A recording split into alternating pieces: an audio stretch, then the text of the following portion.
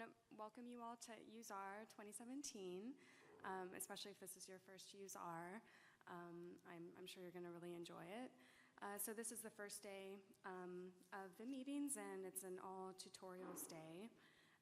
And this is going to be the sports analytics, and so we'll cover the first half of the day. There'll be 2 sessions with a break in between. So just some logistical things. I know a lot of you have your computers and are probably wondering about power supplies. Unfortunately, the room it's not equipped, but the break rooms just across the hall do have plenty there. So whenever we have a break, if you need to charge up then, I would suggest just heading over there, and I'm sure there's a similar setup on the other floors if it gets crowded. Another question I wanted to ask, did you all receive this syllabus before today? Okay, maybe, could anyone raise their hand if they did not get this? Oh, wow, okay, that is not good. Yeah, unfortunately, they would not let me communicate directly with you guys, so I was not sure this went out. Okay, so this basically has information about some things to install if you want to follow along with any of the exercises today. I think the really key one is going to be this deuce package, because that's going to have some of the data sets and things that we'll be using during. So I would suggest to try to go ahead and download this here using the DevTools command. So you'll first need to make sure that you have DevTools installed. This package here, and then you can just use this command, install GitHub, and then the scoval/deuce to get the deuce package. You'll need to have a Wi-Fi connection to actually install the package, and you can do that just by finding the conference useR. You don't need any authentication to connect to that. So once you're connected to that, go ahead in R to try and install the deuce package. It may take a few minutes. The connection seems fairly good here, but it may take a few minutes just because the data sets in this package are quite large. But we're not going to do exercises right away, but so you'll have some minutes to try to do that. These are some other packages. All these in blue are also ones that we'll be using. And we can probably, just along the way, you'll notice when I introduce a package, and you could then try to install it at that point if you haven't already. And then I'll just chat with the organizers to make sure that you do get this file, hopefully by the end of today, but certainly after the tutorial so that you can refer back to it. Okay, so is everyone okay with this command? You have the information you need to install? And then I'll just leave this in the background, and I'll get started with this section. So hopefully you can do that installation while we go through this first section. Okay, so as I said, this is the sports analytics section. I just wanted to introduce myself to you all. So my name's Stephanie. I'm currently a research fellow at Victoria University in Melbourne, Australia. Not originally from there, as you can probably tell from my accent, but that's where I am now. And I also am the principal data scientist for a group, the Game Insight Group, or GIG, at Tennis Australia, where we do a lot of performance analysis for elite tennis. I also run a blog called On the Tee, and my Twitter handle for my tennis stats stuff is Stats on the Tee, if you're interested in that. So a lot of the examples I'm going to have are from tennis, because that is what I know best. But I do want to make sure that what we're going over, that you understand that it's very relevant, I think, to all sport and even other types of data analysis. So I think this should be fairly general. Okay, as I mentioned, our primary package for the course that we'll be using is deuce. This is going to be the main support for the data sets, data examples we'll be using. The course tutorial is really just a collection of PDFs that I will make sure are available to you after the course so that you'll have that as a reference. And I'll try to coordinate with the organizers to make sure all the attendees can get a hold of those. And if you do have any questions, if for some reason you're not getting those emails or things like that, please do contact me. Feel free, with any questions related to today's tutorial. So first, just to give an overview of what we're going to talk about today. So I've organized the workshop into 6 different sections, and I wanted them to just focus on, I think, what are some of the major activities that are involved with being a sports statistician. So the first part, we're going to talk about sports data and actually getting a hold of it. And then we're going to talk about web scraping, because often we'll find the sports data we're interested in exists somewhere on the web, and so we need to be able, particularly if we're going to be collecting masses of those data and maybe doing it over time, to be able to automate those processes. So we'll talk about some web scraping tools in R that will allow us to do that. Then third section will be on data wrangling. So usually when we're working with data from the web, it can tend to be messy, and we'll have to apply various kinds of steps to get that data in shape, in the sort of structure, make sure that it's clean and valid before we're able to do any analysis. And I think after that third section, we'll take a short break. When we come back, we'll then talk about exploring our data. I'll have a brief section on modeling, so focusing on forecasting, which is a pretty common research area in sports statistics. And then finally, I wanted to just show you some tools in R that can make blogging a lot easier, and this is a really great way to share your ideas in sport and other analysis with the world. So before I get started, I just want to ask, how many of you would say that you're a beginner in R, that you're just kind of getting started? Anyone, a little bit?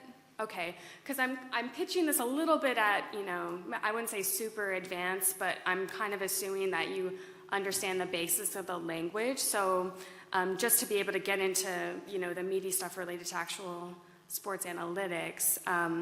But definitely, if there's anything that's new, you have a question about, please feel free to interrupt as we go along. Okay, so the first section is all about finding sports data.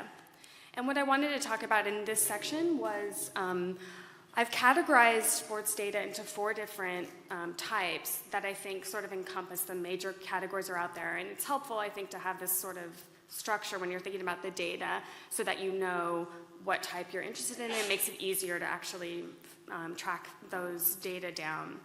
So the 4 basic types, I put them into box scores, performance metrics, tracking data, and then wearable data. So I want to say a little bit about each of those. So the box scores are the most basic types of sports data. It could be, a home run count from a baseball game, or just the final score line. So it's usually just some summary of an event that happened within a particular sporting competition. And these data are the most readily available, so there's usually, depending on the sport, there can be quite a historical record of box scores. And here actually is an example from a newspaper showing some score lines from a baseball game from 1876. So in baseball in particular, it goes back quite a long time. But you'll see a lot of sports will have a pretty good record of the outcomes of different events. Performance metrics here, these are generally things that are going to be built off of box scores, but will generally look over sort of a long time span. And they can have varying objectives, but often in sport we're interested in maybe using measures derived from box scores to, say, track team rankings, power, things like that. So you might see, for example, that in soccer, you would use a team's, goal differential over the course of a season as some measure of their strength. And here's an example actually showing some ratings for tennis players. So the main characteristic about these is that they're sort of summary stats, and they tend to be kind of time series or longitudinal data. Next is an area or type of data that's becoming particularly popular and more readily available in sport, and this refers to tracking data. Tracking data is really a kind of spatial temporal data. It usually gives positional coordinates of the ball or maybe even players over the course of a sporting event in fairly continuous time. The image that you see here is an example of a shot chart, which was developed by Kirk Goldsberry, who used to work for Grantland and is involved with the XY research team, which is kind of a group of basketball statisticians. But this was a really sort of popular visualization that was created by that group as a way to highlight or essentially map players shooting and their effectiveness in different parts of the court. So with this example for LeBron James highlighting his effectiveness around the area of the court. So this is all derived from tracking data, and it really opens up a lot of possibilities in what we can say about the quality of performance. And then a somewhat related area of data are wearable technologies. So these would be things that generally would be sensors worn by an athlete or maybe integrated into the ball used for that particular sport. And they can track various things. Sometimes it might follow biometrics. Sometimes it might actually provide positional data itself, like a GPS tracking device. The image that you see here is actually taken from the Victoria Uni biomechanics lab where I work, and is showing an example of using wearables to evaluate kicking for an Aussie rules player. So this is becoming a more common use. I would say it's probably still somewhat based in more lab work rather than used in competition, but I think that's something we'll see changing over time. So one thing I want to mention as well with these data are sort of the varying levels of availability, and so I just have kind of put together this conceptual curve to show how, when we look across these four different major types of sport data, where their availability stands these days. So box scores, performance metrics, those things are generally going to be pretty readily available through the web. On the tracking data, the wearable data side, it's generally less accessible, and it may depend more specifically on the particular sport where that data is coming from in terms of how much is out there that you can get a hold of. Just something to be aware of, but hopefully, this curve will rise for all of these data types over time. Okay, so there is a lot of sports data on the web, and as you can see from this list of different sources that are out there, depending on the sport of interest, there's a lot to explore. So I've just put this together in case you're maybe just starting to get your hands into sports analysis. You might be interested in looking at these resources to see if they have the kind of data you're interested in. So not anything to memorize, but once you have the slides, hopefully this could be a resource for you to go back to and do some exploration. And we'll look at a few of these sources over the course of the tutorial. Okay, yeah, so one of the things that's really key when being a sports statistician is being able to sort of navigate the web and being able to sort of inspect sites and understand what kind of data is there. So I just put together some kind of case studies. So the first one, because often when you go to these sites, it's not actually clear where the data lie. So I wanted to put together a couple examples. So this first one is the hockeydb.com. If you all want to go ahead, if you have an internet connection, let's have a look at this site and try to determine where would data actually be stored. So I'm just going to open up this link in another tab. So if I go to the main site, this is what I see. Now, a lot of it sort of seems like maybe news, information, and things. So if I'm interested in actually finding where stats are, Does anyone have some idea, maybe the right part of this website to look at?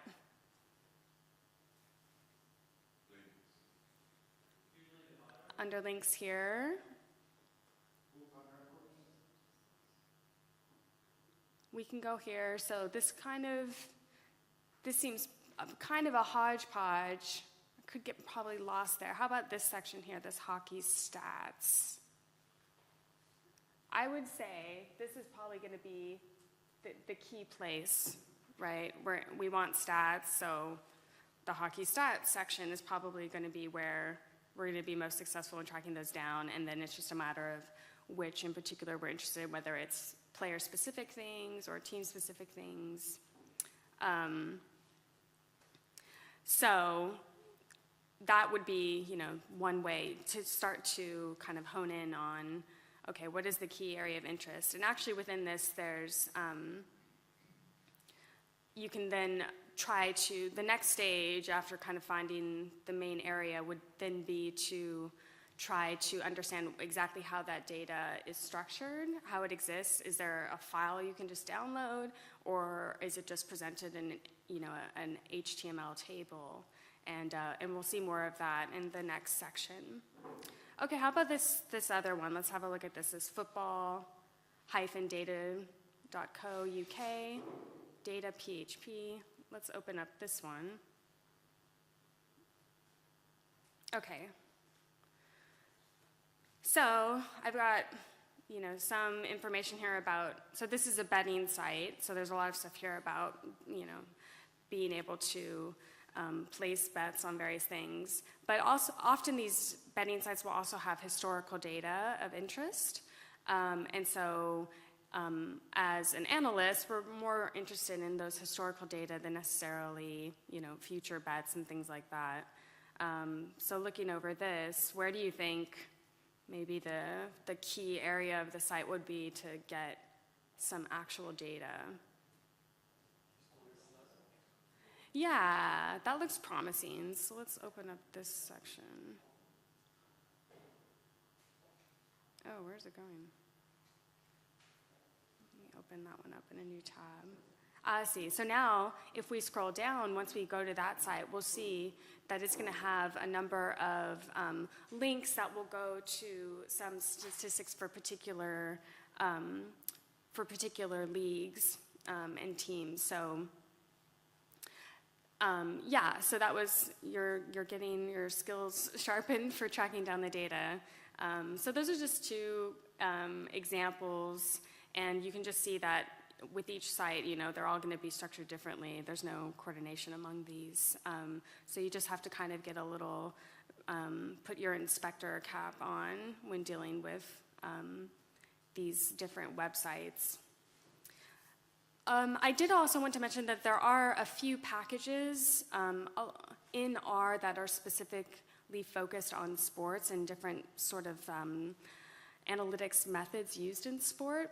Not a ton. I mean, often we can use some of the basic tools in R for doing most of what we need, but a number of these do actually have data sets that have already been pre-prepared for you, and that can be very useful if it's in an area of sport that you're already interested in. So we have some that are more kind of general purpose in this first group and have access to several data sets that cover a range of sport, as well as some tools, like if you're interested in converting odds into probabilities, the odds converter package is focused on that. There's a soccer package, two packages focused on baseball. I wanted to particularly point out the Pitch RX, which allows you to access pitch FX data from MLB, and that's actually an example of tracking data. So you could have tracking data for some number of years from MLB pitchers. So that's a pretty special resource if you're interested in baseball analysis. The Deuce package is a package I put together to allow analysis of historical tennis data, and we'll see some examples from that during the tutorial. And then this cricketer package would be some data sets that are based off of the ESPN cricket info So there are a few out there, depending on your interests, which might be useful. Okay, so just a little bit more about the Deuce package. What exactly is in there? So I've put together sort of a centralized, my hope with this package is that it become a sort of centralized place for data from some of the major websites on tennis. So that includes FlashScore, which is another kind of live scoring site for multiple sports, but it has a whole section devoted to tennis. The two main professional tours for the sport, the ATP for the men, the WTA for the women, and then the Tennis Abstract run by Jeff Sackman. So those all have a lot of different types of tennis data, and putting them all together allows us to be able to do things like looking at match results and scores and related stats from the open era up to the present. So that's around 1968 in tennis up to the present. There's historical rankings data, player demographics for all players that have competed at the professional level. There's also point level data, so if you're interested in kind of more detailed analysis about maybe the sequence of points, how common break points are in the sport, things like that, you would be able to do through the point level data resource, and that's available for a number of years for the Grand Slams. There's also shot level data. So this project that was started by Jeff Sackman called the Match Charting Project is kind of a crowdsourcing effort to get shot level data for tennis. So people code individual matches, and these may be historical matches based on what they've been able to find videos on. And then give information about the sequence of shots, I think some information about depth of shot. So that would be the sort of the richest level of data that's publicly available. So all of that you can get a hold of examples of through Deuce, and we'll see some of that today. So as I mentioned, if you haven't still got this one installed, hopefully by now, it's loaded, and this would be the command you'd use. So the package is currently available through GitHub, and that would be, you know, the most up-to-date version. I think what's currently there is up to date through like February of 2017. And as I said, yeah, the data sets can be quite large because they do go back all the way. Some of them go back all the way to like the 60s. So. But I think there's some pretty interesting stuff you can do with them. Okay, and just one thing, I don't know how many of you are used to using the man pages, but I always think it's very good when you're first starting to get familiar with a package, to go to the help page and see the index of functions for that package. So just to give an example, if I go to R, and I load this package, and then if I wanted to know just what's all the stuff that package contains, well, I can do that with this help command here and just give the package name that I'm interested in. And when I do that, it will bring up an index of all of the data sets and functions associated with that package. You know, so then I can select on any one of these, for example, and get information about what that thing does. And it's just an easy way to get an overall sense of how much content and the nature of the methods that are available there. Just as a little practice, you can have a look at the man page for the ATP matches and determine exactly what that object would be in the package. So if I open that one up, for example, I see that this is one of the data sets provided by the package, and it's going to contain historical match results as well as some match statistics for more recent matches, so anything from like 1991 to the present.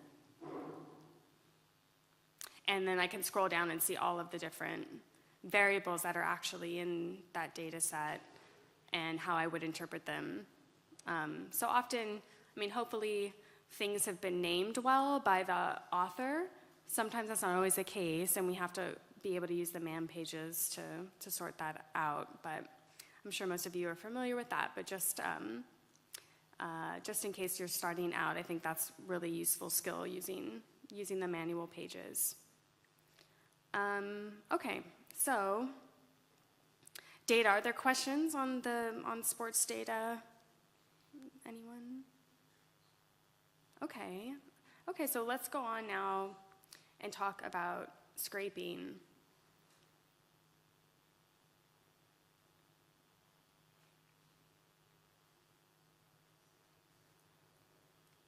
Okay, so let's say you've found the data, you've got the website, you know what you're interested in. Then what do?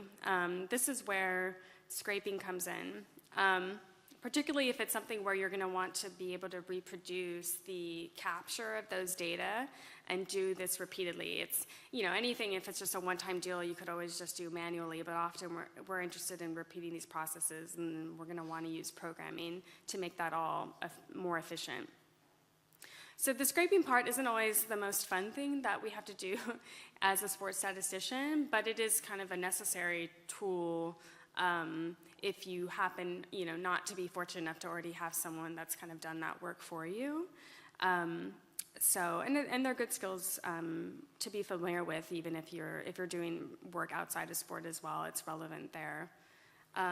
So there are two basic ways of getting the data. So you may be lucky enough that the data is already in a file that you can directly import. So that's one option. More often, the data already sort of exists within the site itself, and you'll have to be able to use some tools to extract it. So we'll talk about both of those. So as an example, in case you weren't aware, you've probably had examples of using importing functions in R, read table, read CSV, to import data from your own computer.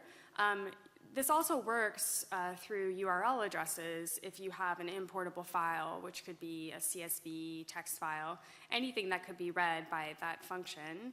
So here's an example I wanted you to try out where we've taken a URL. So this one's it's a tennis betting site, Tennis Data Co. UK. And what it is it's going to be a file for the 2017 AO.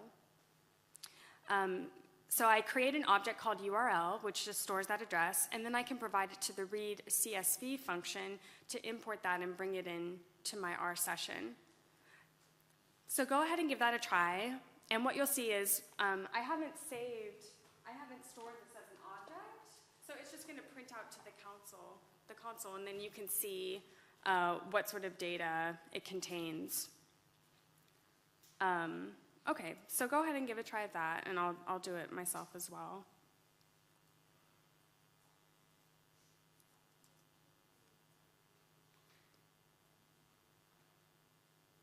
Okay, so when I run those two lines, this is what I get. I get a data frame, and it has information all from the 2017 AO. And if I look further across the variables, I see that each row corresponds to a different match. It gives information about who won, who lost, their rankings, and then information about the score line. And then this site, it's a betting site, so it actually has information as well about what the pre-match prices were placed on each of the players, the winner and loser. And that could be information that gives you a sense of kind of what the win expectations were of each of those. So that's an example of just importing directly from the web.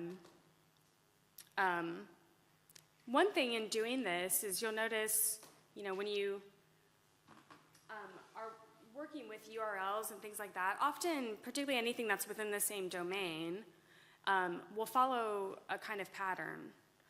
And it's good to sort of be attuned to that because it can make your life easier if you're able to sort of find these patterns, because that's all part of the things that we can use to help automate. Let's say I'm interested, I want all of the years of Australian Open data that the site has. I'm going to have to understand what all of the URL addresses would be for that Australian Open data. as another example, let's suppose that I was interested in the 2016 US Open, and I wanted to extract the same data from that site. How do you think the URL would change for that event?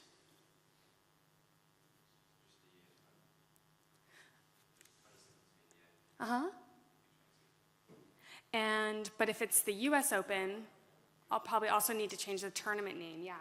So you can see that basically there's a pattern of like year and then event. So then it's just a matter of, what year you're interested in, and then how the developers of that site have named the event. So in this case, we could take a guess that it's 2016, and that instead of Oz Open, it's probably just US Open. So you could go ahead and try that. And in this case now, I'm going to save the results from that command with the new address to US Open.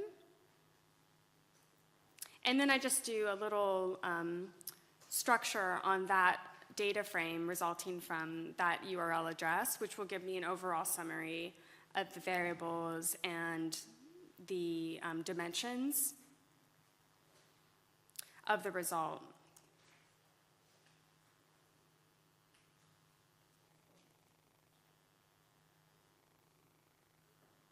This one's taking a bit longer.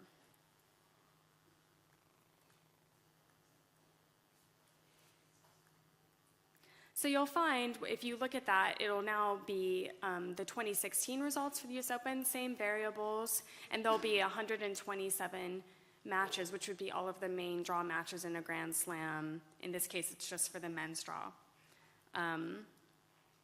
Okay, so that's some examples of importing directly. But as I said, often we're going to have to actually scrape the data from the site itself. In doing this, one of the things we first have to be able to identify is what's the nature of that data in the site. And there are two main classes, I think, to put those data into, and it's important to be able to identify between the two because the methods that we'll use to scrape will change depending on which type it is. So those two types are static data, and dynamic data. And so we need to be able to understand what each of those types are and identify them from an individual site. So the main distinctions between the static data, so if the data is static, it means if I were to look at the source HTML for that web page, I would see the data within that page. The same numbers I'm interested in. There'll be some tagging, HTML tagging around it. But the actual values, the numerical values that I'm interested in, will be visible within the source. If you don't see the data, if you can't find it anywhere in the source, it means it's dynamically generated. So there's maybe a JavaScript function or something like this that is actually generating it depending on the user activity on the site. So those are the two main distinctions. Static data you can see, the dynamic you won't. And the methods that we'll use to extract those two different types will be somewhat distinct. So let's first have a look at how we would distinguish between the two. So first, you have to be able to have some tools that you can use to inspecting the sites themselves. I sometimes think of this as kind of going under the hood of the website. And this is just a little bit of an example of one site with some sports data. And when I look at the source code, what the source code looks like for those elements of the site. So you need to have a bit of familiarity with inspecting the HTML and some familiarity with CSS tags as well in doing the scraping. For most browsers, there will be like a view source or developer tools. Sometimes you might need to install them, but all browsers will have something like this that you can use, and it really just depends on maybe what your preference is for which browser you use. I personally like Chrome's set of developer tools, so that includes just a simple view source, and there's also sort of like an inspection console that will help to navigate pages, which can be useful particularly in kind of more, a lot of these sports sites that have a lot of like, banners and kind of extraneous material. You just want to be able to get into the actual contents, and those developer tools can help you to do that. So here's an example if when using Chrome, let me go back, of how you would actually go to use the view source. So once you have the developer tools in place, you would just go under View, and then you'll see a developer section. And then if I go to View Source, what that will do is open up another tab that will then have the source code version of that same HTML page. And that's going to be the place where we'll do all of our searching and inspection to try to figure out exactly what elements are these data contained in, and are they static or dynamic. Okay, so here's an example I want to go through just to help figure out this whole distinction. Sorry, was there a question in the back? Yeah, I think with Windows you won't have the toolbar in Chrome. Uh-huh. It's just like icons. Oh, okay. So I think you have to click on like a little menu icon. But there still should be like a view icon. In Chrome, is there a view?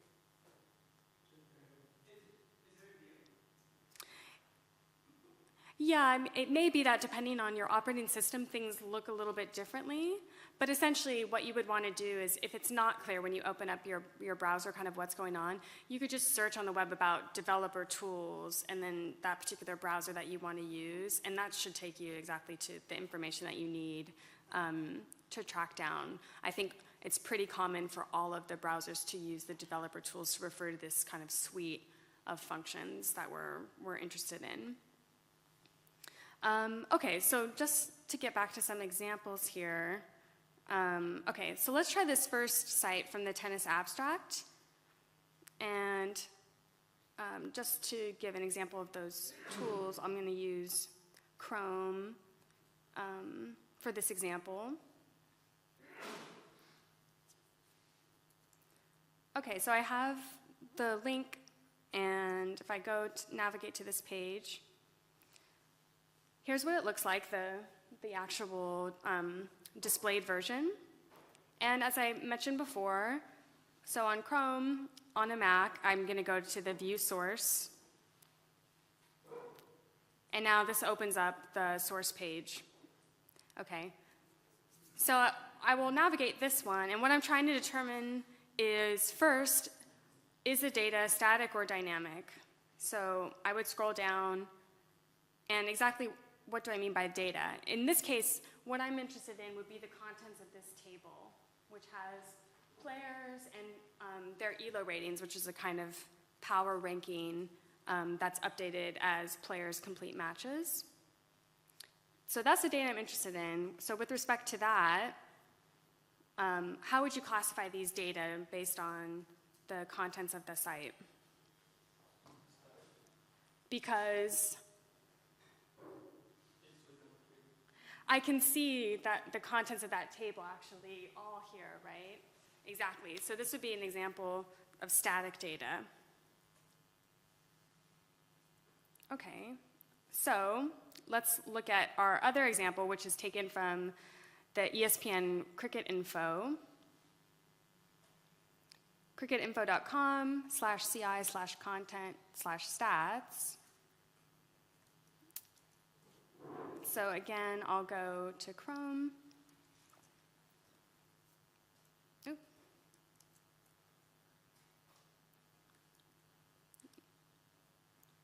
Ooh, I may have missed something with this one. Okay, let's do... Oh, I see, my connection just dropped out.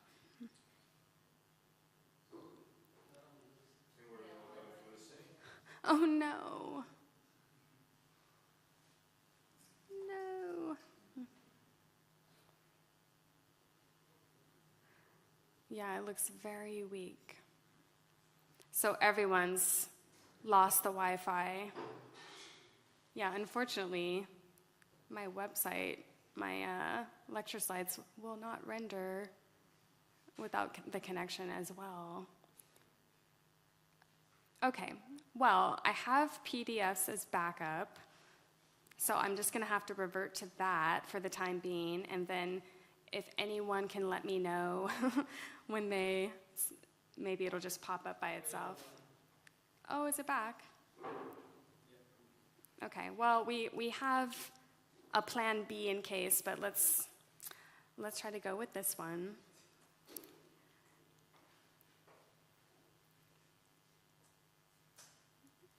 It may be a bit slow.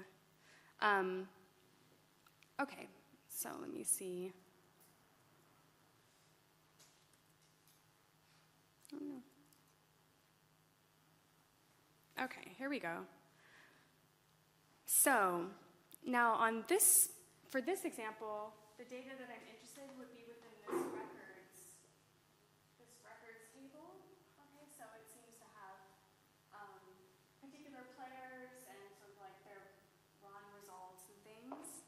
So let's suppose that I was interested in that. If I look under the source and try to find how that data is rendered. So we scroll, this one's quite long. One thing I can do is actually do a search within the view source for particular, maybe what I think would be like unique identifiers. Oh, actually in this case, okay. So this content here actually would be, it looks like we would be able to get a hold of it as well.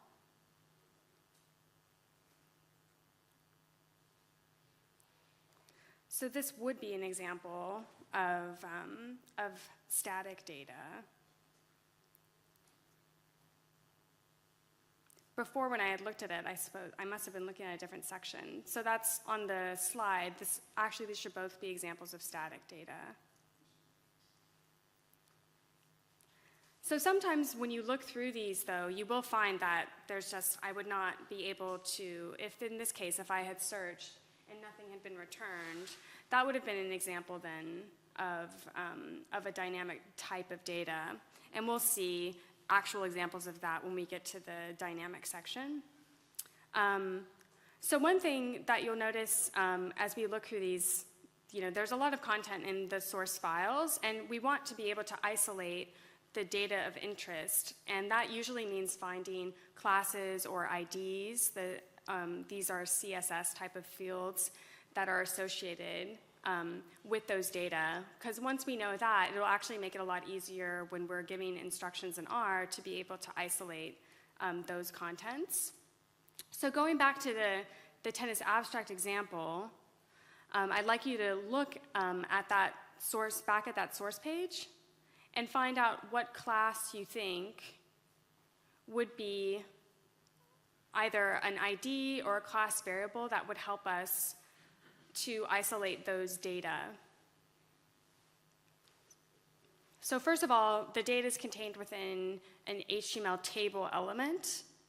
So what I would want to do would be to look around those table for information that could potentially uniquely identify those data. So looking at this page, does anyone have an idea what they might be? Okay, and what is its name? Reportable. And then we also see that there's a class, table sorter. So either of those would be potential ways to isolate that object in the HTML page. And then, here I'm using an example just of if we were to open up let's see if we do this. If we open up the developer tools, it'll actually bring up sort of this console where you can select individual elements of interest, like the table, for example. But in this case, it's fairly easily observable just from the view source itself. Okay, so we found those two possible sources for identifying. Okay, so we pretty much have all the information that we would need if we wanted to extract those data. Now, how exactly do we go about doing that? one way is what I think of as kind of more of a brute force, which would be to use something like a read lines. And what that would do is if you gave it the URL of interest, it would just return every line by line exactly as it appears in the source. And then it would leave it to you to have to actually extract, do some kind of parsing to get at the data, identify the lines of interest and get those data. Now, you want to probably avoid that if the page already has a nice structure. So if there's already some structure there, like a table, you should be aware that there are already tools that will help to kind of use the structure of that table to help you avoid doing all of that kind of parsing and give you a result that's already in a nice format. So we're always kind of looking for a type of a data frame like structure. So I think one of the packages that's most helpful in doing this, and there are more than one, but I particularly like the rvest package. So what rvest is it's kind of a suite of tools for gathering data from the web. And one of the nice things about it is if you're used to the whole like tidyverse set of packages like dplyr or tidier, you actually can use the piping operator with the commands in rvest like you would with those, which can help to improve just the readability of your code. And this one's also authored by Hadley Wickham, so it kind of follows a similar type of style.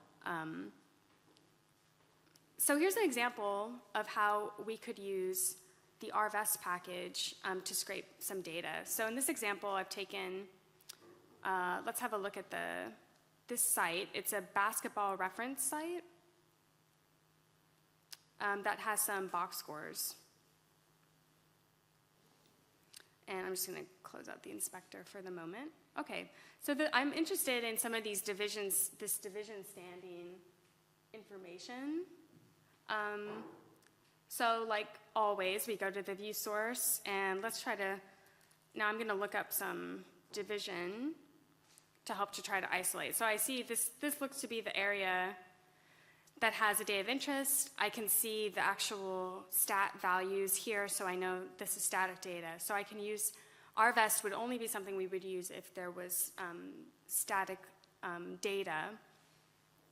Okay, so let's say that I'm interested in getting some of this information. So we're going to try to look at the Eastern Division standings.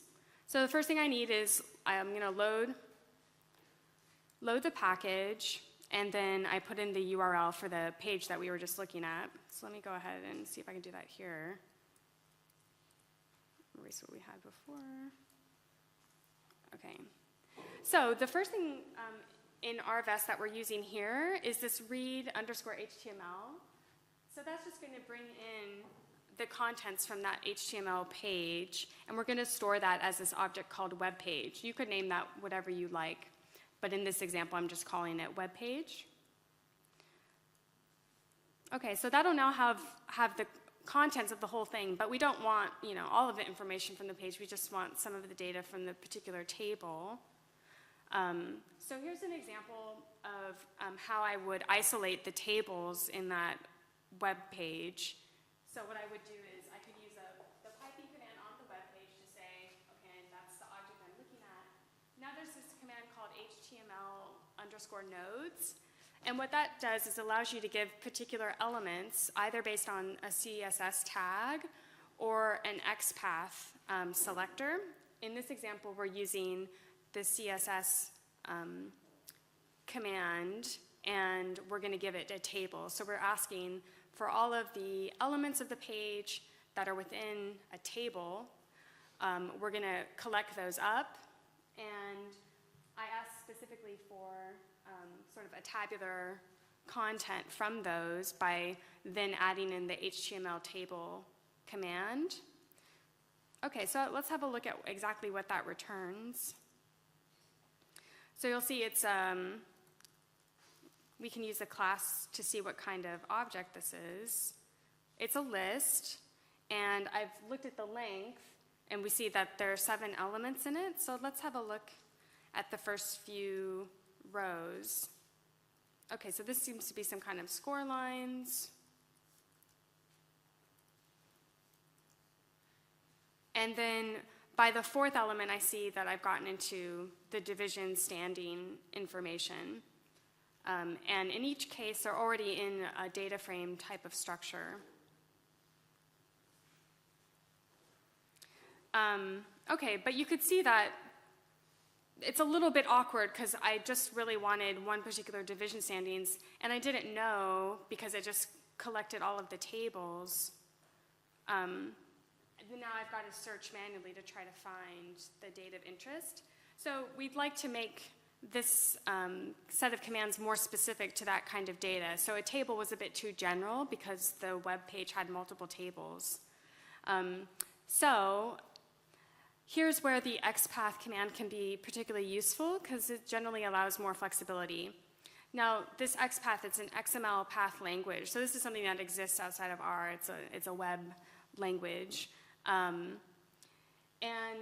it's a bit more complicated to read. So this is one of the drawbacks, but it does allow you to get more specific, and a little bit of Googling will usually help you to identify. So if you know that, let's look back at our page here. And we're interested in the Eastern Division. Let's see. Here we go. So if we look at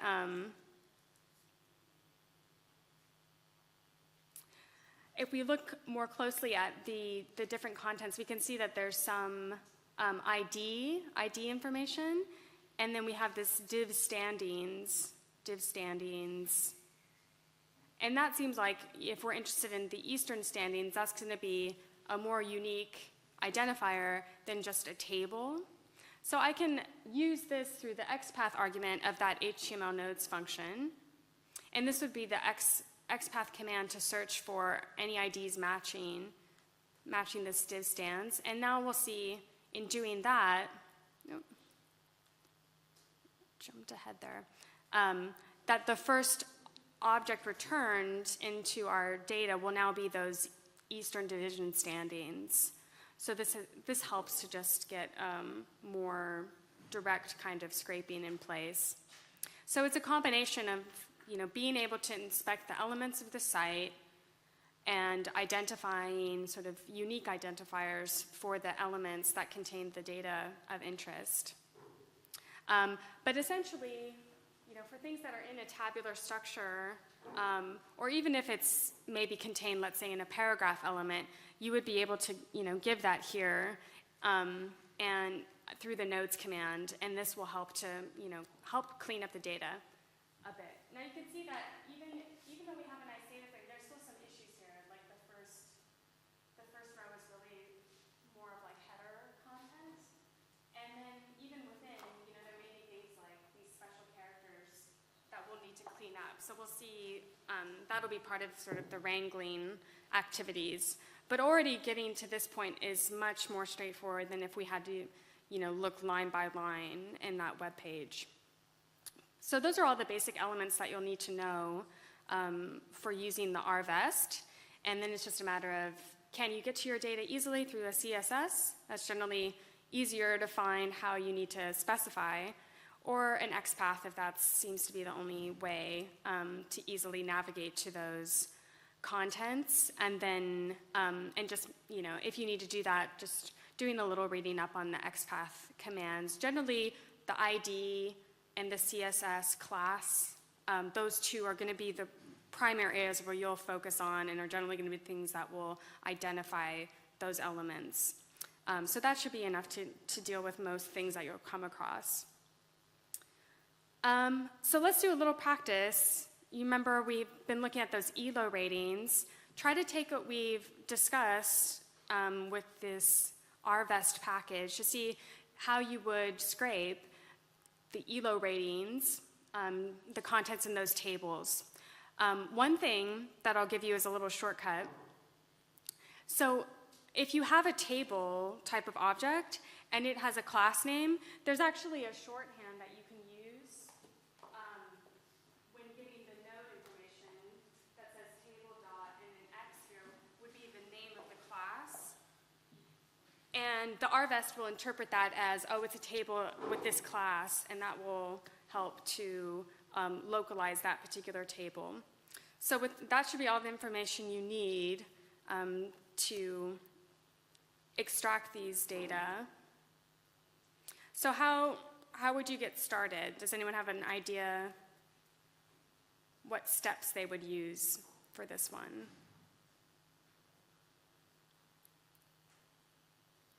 So first thing we need to do is to read in the page. So we've got to get our URL in place and give that to the read_HTML function like we saw here. Okay, but now we've got a different URL because we're using this ELO site. But we should be able to go back to that.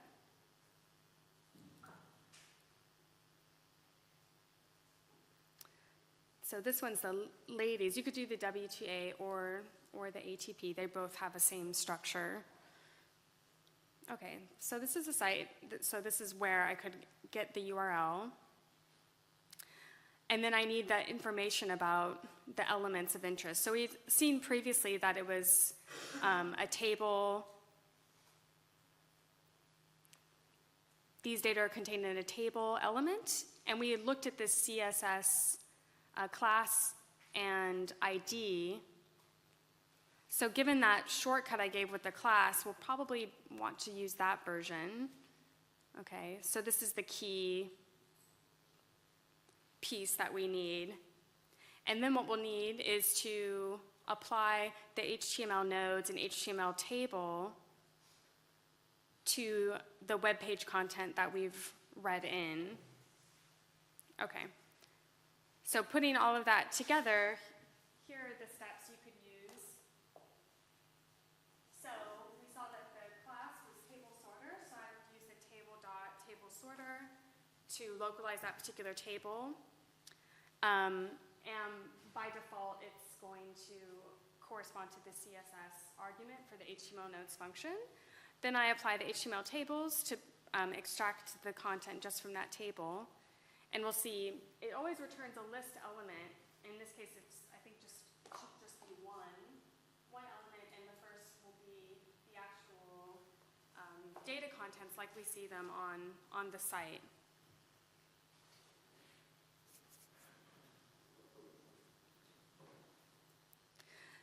So really, the set of steps is very similar. The things that change are the URL and exactly the identifying material for the elements of interest, okay? And then from that point on, there might be some additional parsing and things we would do to clean up those data, but that would be essentially all the building blocks you would need for automating this process. Let's say these, for example, this site, it updates every week. So if I want to have a program in place that's going to scrape weekly as it updates, I could turn this into a function that would be able to do that over time, and I don't have to, keep doing those steps myself. So that covers really the basics of static data, but a bit more complex one is dealing with the dynamic data. So when you're dealing with data that's sort of generated on the fly, what we need to do is, it is possible to scrape those data, but what we have to do is automate the browsing process itself. So just like we would interact with the site to be able to see those data, we have to do the same thing through our program script to be able to get access to them. In R, the package I think that best helps us to do this is R Selenium, and it's built off of a set of software called Selenium, which is all about automating browsing. So this is something that exists already out of R, and what R Selenium does is just brings those tools to us so that we can use it within the R console, and that's convenient for us because we can then apply analysis, put those into data frames, and then use the analysis tools that we're used to in R on those data. Okay, so the basic steps in using the R Selenium package is setting up the web driver, which is really just about establishing a browser that you're going to be navigating with, finding the elements and the data, which is really just like what we've already seen with the static data example. So we'll have to be familiar with similar things like CSS identifiers, And the way in which we'll specify looking for those elements will be slightly different because it'll be using the functions of R-Selenium. But conceptually, it's quite similar. We'll then have some tools in R-Selenium for extracting those data. One thing, unfortunately, with these data, because R-Selenium makes fewer assumptions about what it expects to see, so you will find that the data will be sort of less tidy when we have to scrape it in this way. But it's still much easier than doing any kind of like manual data collection. Okay. So with R-Selenium, unfortunately, it's not enough just to be able to install the package. You also do have to set up this Selenium server, and exactly how to do that will depend on your system. But the basics would be to, if you follow this link or look for, Selenium standalone Java program in Google, what you're going to look for is something like this package, Selenium Server Standalone. You'll want to download that, and you need that Selenium server running when we're using R-Selenium in order to actually have the automated packages. So for example, on the Mac OS, what I do whenever I know that I'm going to be doing dynamic scraping is I run this Java command in the terminal, and then these XX values will just correspond to what particular version of the Selenium server you're using. And in doing this command, you can also create a particular port. So let's say you have multiple browsers going on. You might want to have a dedicated port just for the scraping so that there's nothing about your other browsing activities that influences that collection process. So in that command, you could also specify a port. By default, it always goes to 4444, but you can control that. Once that is all set up, then it's just a matter of loading R-Selenium, which you can download and install as normal from CRAN. Okay, so let's see some actual examples of this stuff in work. So let me open up an actual real example of some dynamic data. Okay. So I am going to go to this match statistics report. This is something from the Flash Score site that I mentioned before. And what this is a set of match stats from the 2017 Australian Open men's final. So there's a whole set of data here about serve, return stats. And let's suppose that I'm interested in scraping those data and creating a function that will maybe allow me to do this over time. So if I scan down, I see this section here about like the detail body, table detail. But if I look, the table starts, the table ends here. There's actually no data. So this is a real example of dynamically generated data. So I see it here, but I cannot see it in the source. So I'm going to have to use R-Selenium to get at some of these values here. Okay, but in that inspection, it is key to look at these ID the class, because just as we saw with the static data examples, I'm going to need to use that in R-Selenium to isolate those particular contents. Okay, so here's the basic steps. As I mentioned before, first, after loading our package, make sure the Selenium server's running in the background. That's something you'll have to do outside of R, as I showed with that Java command. Then we'll load our Selenium, and then just as usual, I need the address. So this is that address for the match report that we were looking at. And next what we do is to set up the driver. So the driver in R-Selenium is set up with this remote driver command. This just establishes what browser and what port we're going to be working on. So you would have to make sure that this information corresponded with your Java script command. So if I'm going to be using a port other than the default, I have to make sure that the Selenium server that's running in the background is using that same one. And you can also choose among the different browsers. You might have to alter the Selenium server as well for that browser if it's not the default version. So in this example, I'm using Chrome on port 556. So that just establishes which browser settings I would be using. Next, I open the driver, and then I navigate to that particular page. So it's only at this point when I'm actually going to that site using the particular browser and settings that I've already established with that remote driver. When you do this, you'll actually see a website open up and go exactly to that page, and that's another check that it's working as expected. Once that driver is established and you've navigated to the page of interest, this is now the part where we're just finding those elements. So at that point, everything is set up to extract the data as you would see it on the site itself. Oh, sure.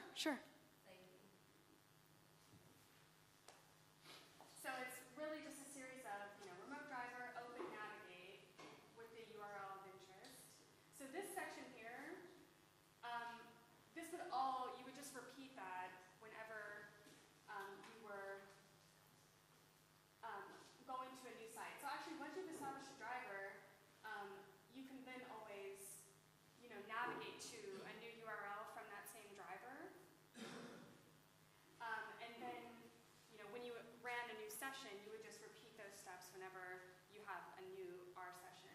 But once you've begun, it would just be a matter of changing the navigation if you wanted to use that to go to other sites as well.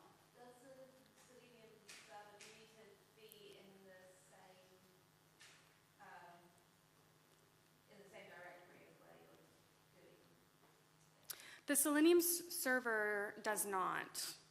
You just have to make sure that it's running and is on the same port and using the same browser as what you specify in the remote driver. How do I specify which port to use in the terminal? So I'll show the example for the Mac, but as I said, it may be slightly different depending on the server or your operating system. But here's the example. So if I look in this, let me try to expand this here so you guys can see. Okay.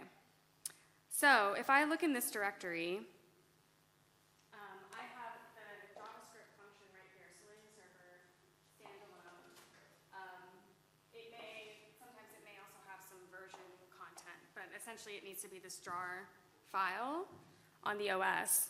Now, the command that I would use to actually establish the server is Java, and then there's this option here where I need to specify, because I like using Chrome, so I have to specify that driver here because it's not the default. And then I have option jar, and then it's the Selenium server. I'm just actually calling the actual executable. And here's the option I would get if I wanted to specify exactly which port. So in this case, it would be 5557.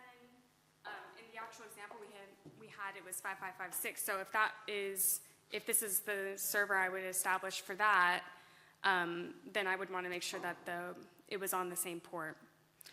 So I could do that, and then as long as I have an internet connection, I will now see if everything's gone successfully. I should see the Selenium server is now running.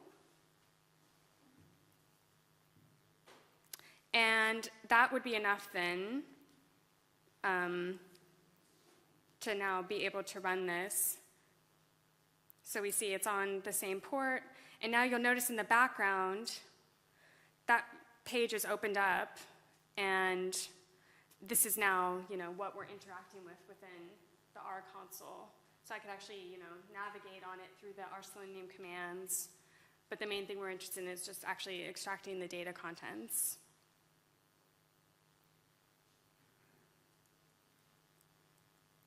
Okay, so yeah, the resources I gave you on the installation will, be the best way because I'm most familiar with the Mac. I'm not exactly sure how things would work on Windows.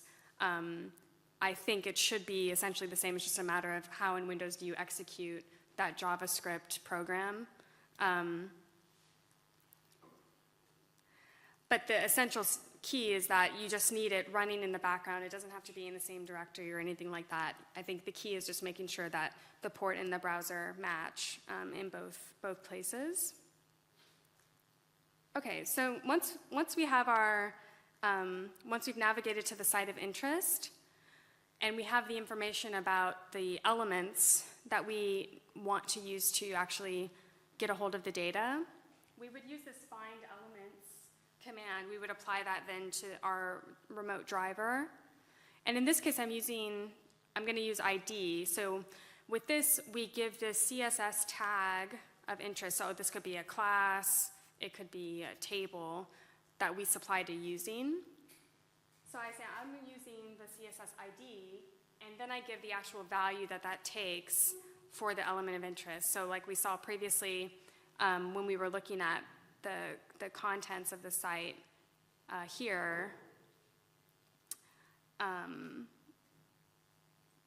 we have, so this is where I'm looking within the R Selenium. Okay. I'm going to store that as web element, and let me just go ahead and do that within the console here. And then I'm going to use the method get element text, and it actually will, in the event that there's maybe multiple text elements, you could put this within like an lapply to just apply that across everything. And in this case, I've just run through everything in case there are multiple elements, and then just taken the first, and that actually has all of the data of interest from the table. So I can refer back to the actual page, just to understand how the contents from the page have been rendered in this string. So you'll see that this is really just a one-element string that it's returned when requesting the get element text, but it has all of the information that I was after. And then if I'm done with everything, let's see if I can go back to, then I would close out the driver once I'm finished using it, and in doing that, we'll see, let's see if we bring up, this is it, we should see our page close out then, so that's all it's doing. So you can see that a lot of these commands are really just, doing the standard operations and when we're browsing, but it's just going through these R Selenium commands in R. Okay, so those are the basic steps. Let's just look at another example to see how this works. So here's another match report. This one's actually from the ATP site itself. And so let's have a look at this one. Okay, so this URL leads me to another kind of match stat report. Again, a lot of like serve return stats. This was from one of the clay court matches this year. Again, if we go to our source, and we can scroll down, and we see like we're not really seeing the contents. So we can use our remote driver type of setup to try to get at these data. Okay, so if I look at the site, I find that there's one section that has this this ID about the match stats table. So fortunately, with the naming of, that the designers of the site have used, it's pretty clear that that's probably the content I'm interested in. So I can use that in a similar way as we saw before. So you'll notice everything here is exactly the same. The only thing that's changed in those first steps of establishing the site are just the URL. And then again, I'm doing find elements, and the only thing that I'm changing is exactly the values for the CSS elements that I'm going to use. But once I do that, and then I do the get element text as before, and let's see if I actually go through this example.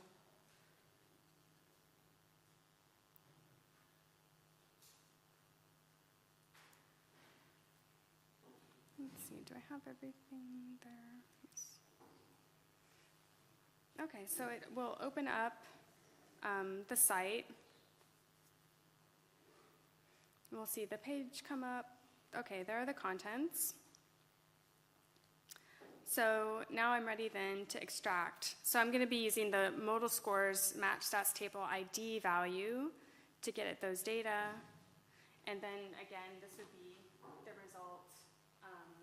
So because we've been very specific in the ID we specified, generally you'll find that the first element should contain the content of interest. So very, very similar set of steps.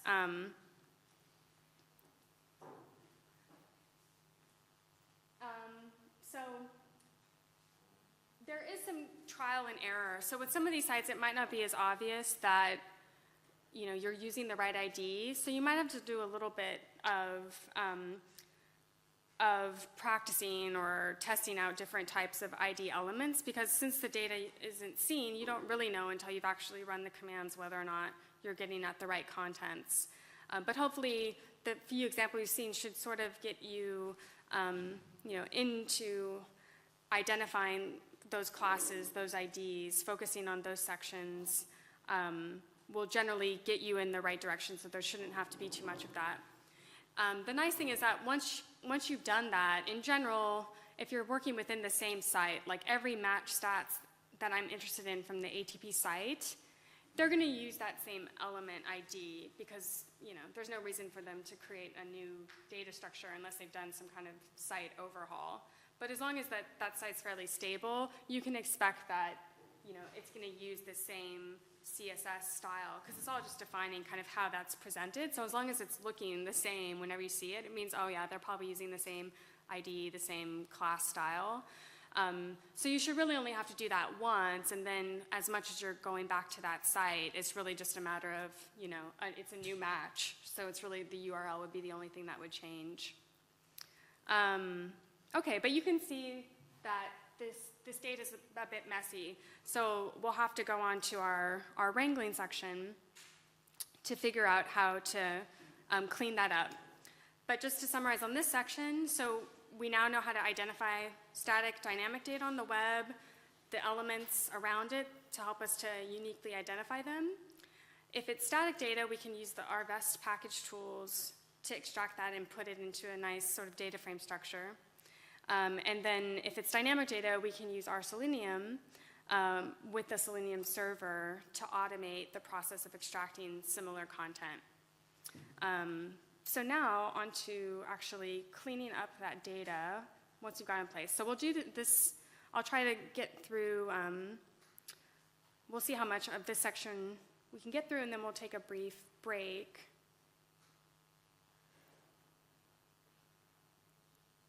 Okay, so wrangling, another thing that can kind of give us headaches in R, but thankfully there's a lot of, most functions actually that we use in R are usually kind of cleaning up data, being able to manipulate the data.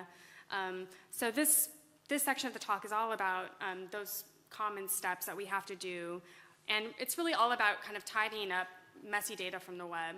And normally when we're thinking about tidying, it's like we have something like this, it's kind of all over the place, and eventually we want to put things in a nice row by column structure and make sure that the values are represented in the way that they should be for us to use for analysis.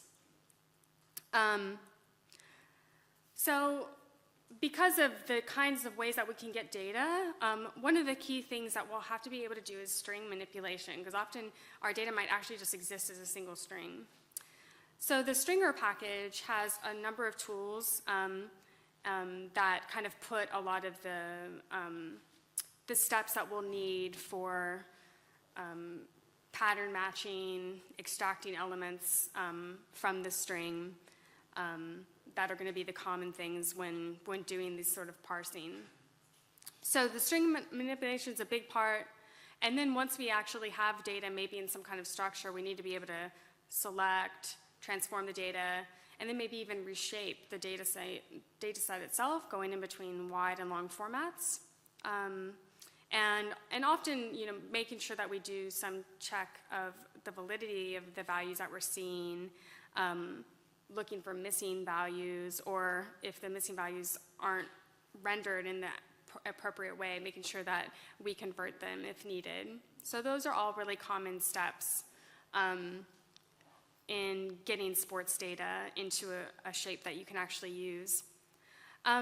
So from our previous example where we collected those match stats, let's suppose that I stored that as this match stats variable.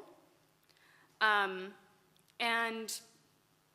what we ended up with was just a single string, and it's got a whole lot of content, including like the names of the stats of interest and their actual values, with a lot of extra kind of characters like percentages and parentheses that we're going to need to clean up. So just looking at that, we can already see a number of things we're going to have to do is, firstly, we need to know what kind of structure do we want to put these data in. Because you don't want to just start aimlessly, manipulating things until you know clearly, like, what is the end goal that I want when I'm going to be using these data. Once we do that, we can already see that there's going to be some string splitting that we'll need to use. We need to be able to extract values and separate them from the variable labels, and then put all of this into a data frame, and possibly do some variable conversion, because everything's going to be kind of, the underlying data is all a character, but we know some of those should really be numeric, and so on. Okay, so that first bit with the target structure. In this case, looking at those data, I know I have a number of different types of statistics. I have 2 players, and then the values that those statistics would take. So one option would be a long format like this, where we would have a label that would essentially tell me which statistic I'm looking at for that particular row. And then I could have its value, and then it could have an indicator telling me, is it player 1 or player 2? So it's not the only structure that you can consider, but let's suppose this is the one that I'm wanting to put the data into for this particular example. So this example I've said is an example of a long format. What would be the difference if I wanted to put into a wide format? How would that structure change? How might you describe that structure?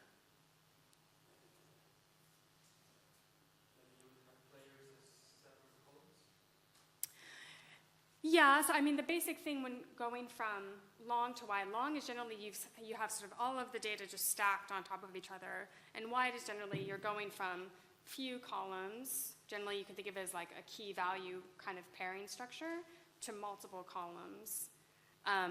So one way that could be represented is we might put the stats along the column, and that would probably be the widest structure you could imagine for these data. You could also do by player and still keep the stats sort of in a long format as well. But this would be one example of what that kind of choice might look like. Okay, but same within this long format target. The first thing we need to do is to kind of split up this string. So we can do that with the string split command. So once I've loaded this stringer package, I would do the string underscore split, and I have to decide what value, what element I'm going to split on, because what will happen is every time that element occurs, what this function will do is to split at that point, and so you'll have all of the elements separated based on that that character. So looking back at this object, we can see this slash n. That's the key for the return character. So we see that it's sort of a natural way of splitting up all of these values. So I will use that in the splitting command, and the result will be a list. And the first element in this case, because I only had a single string, I'll just have a single element in that list. And it will be, all of the separated values between those return key characters. So I can see it's a mix of some labeling information and then actual values. More specifically, if I look closely, let's see if we may still have that page open. Okay, so let's look here at this first example. We see aces for Zverev 7, for Djokovic 1. And if I look back at these, at my match stats variable,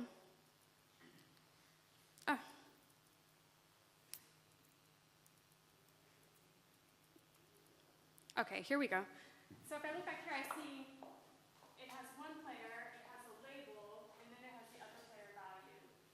And if I look again at the other stats, I see it follows that same structure. So that's an important pattern to know when we're going to be organizing these data into the final data frame. So now that we have these, we need to separate out the statistics values from their labels. And again, we can use some functions in the stringer package for this. So there are a few type of pattern matching functions. We have the string detect, which is essentially a kind of conditional test. So I would give it a pattern here, and then that pattern would be applied to the object given under X, and then it would return trues and falses wherever that pattern was matched along the elements of the X object. And that same sort of input values, we would always give that same object pattern type of command. But with the subset and extract, we'll get slightly different results. So with the subset, then that would be in the case where we actually just wanted to go ahead and extract to the values that have a matching pattern. So rather than trues and falses, we'll actually just get the return values wherever the pattern was matched. And with the extract, it'll actually take out specific values from the string, the matching strings themselves, if we just wanted to isolate those portions. So maybe our pattern is a number, give me any numeric value. So it would return the first matching occurrence of the numeric pattern wherever it occurred along the element. So there's a variety of tools for pattern matching depending on what you need. With the pattern, in general, you're going to be using regular expressions. It is possible to do patterns with sort of fixed patterns where you want it to just match exactly as you've written it in the pattern.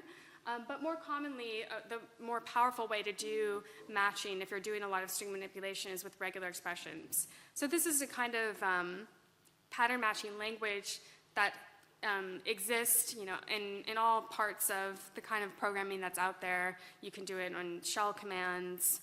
So it's a good thing to know. It's fairly complex. I won't go too much into it, but here are some common examples. For example, if we wanted to match any capital letter, the alphabet, it would be through this bracketed A hyphen Z. This is the lowercase equivalent. So I can match these together, the lowercase with the uppercase, and then that would just match any sort of letter. Similarly, if I wanted to get any numeric, it would be with the 0 hyphen 2n in brackets, or any vowel. This is matching any vowel. So those are just some examples that kind of get you. And there's a link here that would be in the PDFs if regular expressions are new to you, where you can read up on some of the common patterns that you might be interested. And we'll see some examples here for sorting this particular data example. So let's say that once I've done the split, I'm going to take that first element where all the contents were and store it as split. The pattern, in this case that I'm interested in, is I want to identify just the labeling, the elements that just give me the name of the statistics in this match report. I can do that with the regular expression of the lowercase letters. And next what I do is use that pattern with my data object, and I'm going to subset just to those labels that match. So in the end, what this will give me it's going to isolate just these statistics. So aces, double faults, first serve, and so on, because they'll all have a lowercase letter. So it's going to not pay attention to any of that header content at the top that has the player names and things, because they're actually not giving us any information about the statistics of interest.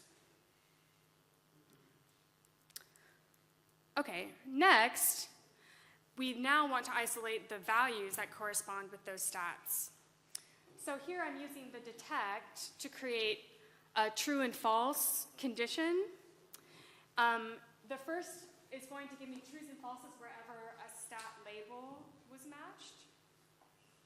And then the second here is giving me cases where any capital, so that would capture that stuff at the top, that header information, in addition. And now what I'm doing is I'm taking both of those conditions and I'm saying only return the things that do not match either of those patterns. So that's what the exclamation at the front is doing. It's turning all of those trues into falses. And in the end, what that should isolate would just be the values from our object here. So it will only retain the numeric values. So one question, why didn't I just ask to subset on the numeric regular expression just like I did here? Why? This seems maybe overly complicated. Because there is a first player in the string, the first one. Exactly, yeah. So some of the labels have numeric values in it, so it wouldn't quite get us exactly the values of interest. But there are other alternatives to doing this. So I know the regular expressions might be new, so even if you don't maybe know exactly how you would write it, think about what might be another way that you could isolate the values.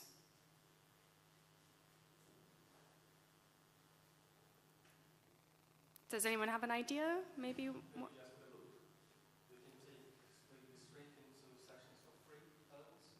So maybe you could use the sort of pattern in terms of, you know that there's like a value, a label, a value. So if that pattern held, we could potentially use that. But I'm thinking here of more of one of our string manipulation, if I could just use a single stringer command. So this was one example, but here's another one that you could potentially use. So we know that the numeric won't identify exactly, but if we look back, we see that the values generally always have either they end with a numeric value, or they may contain some kind of parentheses or percentage. So what I'm asking for here is like, if any of those, either it ends in a parentheses, a number, or a percentage, that has to be a value. So this first bracketed element, it says either numeric, right-hand parentheses, or percentage. And those backslashes that you see, those are escape commands to say treat that like a fixed value. Don't treat it like a special regular expression character. It's the parentheses. For example, will be used as a grouping operator in a regular expression. So we don't want to do that. We'll say make sure if it does have any special meaning, don't use that. And that final dollar sign means it has to be the last character in the string. So this would be another way to get to the same result as this one. So a lot of it's just kind of what's more intuitive, like what pattern first occurs to you. There's not always just one thing. Okay, and we already looked at why we didn't use this version, because it would give us kind of a mixture of labels and numbers. All right, so now we've got our stat labels and our values separated, and we're ready to just start to put that into a data frame structure. One thing that makes these data a little bit tricky is that actually, for the first two values, it looked like we just had, stat value, label, value. But actually, if we kept looking, once we get into these like percentages type of stats, so these are just counts, but these percentage ones, they actually return two different values. So they give the percentage, and then they give the actual numerator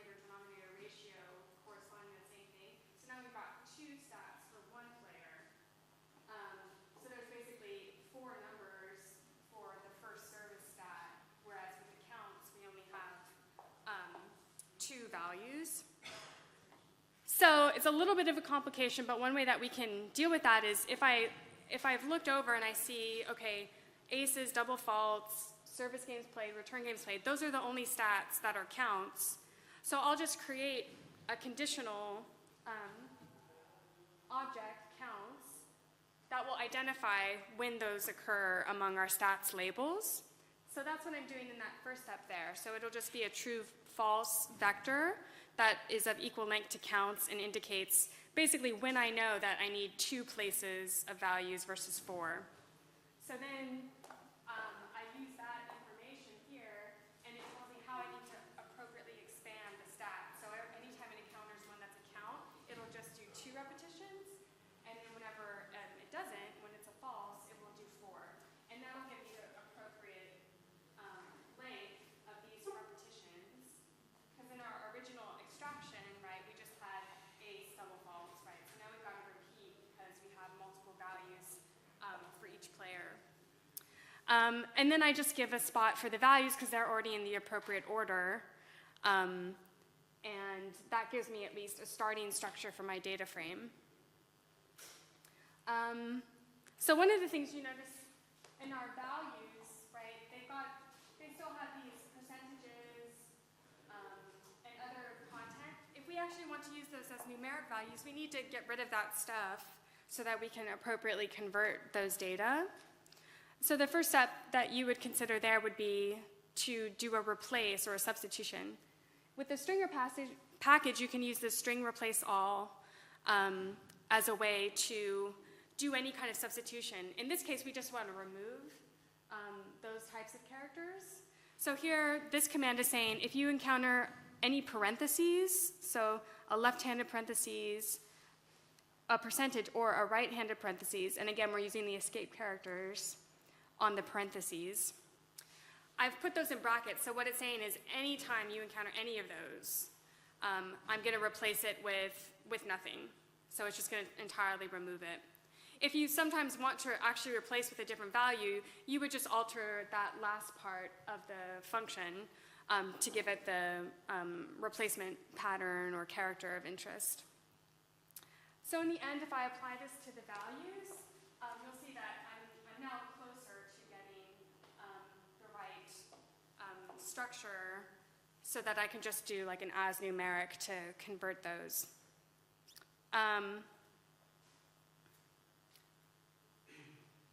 So the next thing that we'll have to do is to take care of these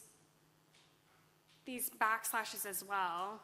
So combining the string replace that we already took, and then the last thing that we have to do is then also handle these. Because does anyone know if I were to do an as numeric with something like this, what would happen?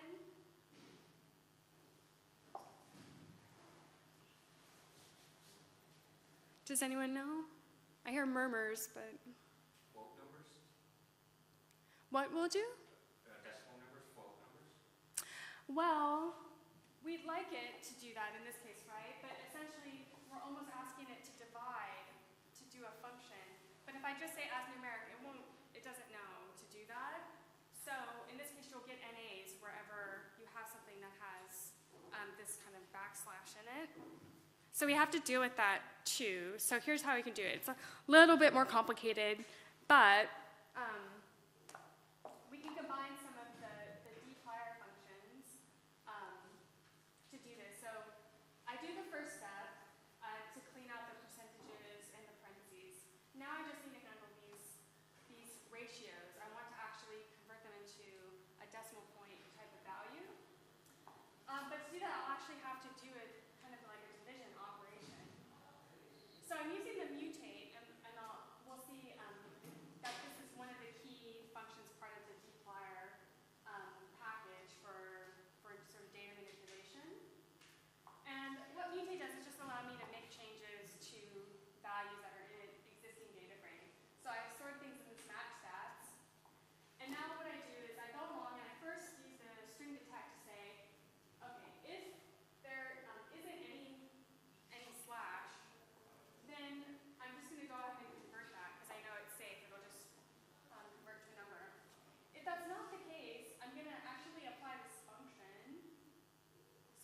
notice here that I'm using the forward slash, which is a division operation in R. You can use it, in your console. It's actually interesting that a lot of these, sometimes you don't see, like if I do this operation, it knows when I do it in the console that it's a division operation. And it's an example, actually, of a type of operator object, which is also a function, just like others. Normally, we're used to using functions where we give it, a name, and then we have parentheses, and then we give some values for arguments. Those operators actually can be used in the same way. We just normally don't because they have this kind of nice shorthand that's more convenient. But in this case, it actually helps to know that we can use operators as functions like that, because now I can give the first value as the numerator, and then just use an extract all string command to match that first, and I take the first element, that's a number. I know that's my numerator, and then I do the same, and this time I take the second element, which gives me my denominator. And so I'm giving my numerator first, have my comma, and separate that from the denominator. And now I'm appropriately doing the division step wherever it's needed. And in the end, then that gives me, let's see, I think we have the, so this would be the result here. So I've just subset it to the first service points 1. But now you'll see that you get the corresponding proportion for all of those percentages, and now I have a column of values that are actually all numeric. Okay, well, before we go into tidying, since it's about a quarter after, why don't we go ahead and take a break at this point, and we'll try to meet back here, let's say in 15 minutes, so just around 11:30.